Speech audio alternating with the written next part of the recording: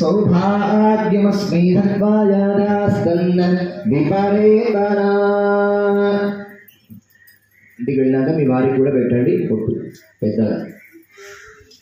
అతో దేవావంతు నోయతో విష్ణుర్విచక్రమేవ దివ్యా సప్తరామభి మంగళ నీరాజనం.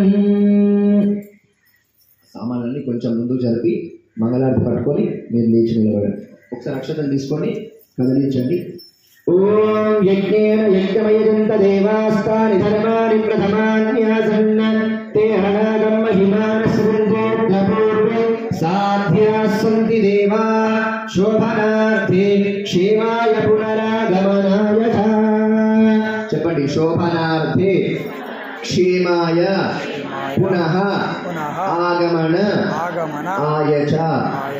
అక్షతలు అమ్మవారి మీద వేసి ఒకసారి ఆ పళ్ళాన్ని కూడా కదిలించండి. యథాస్థా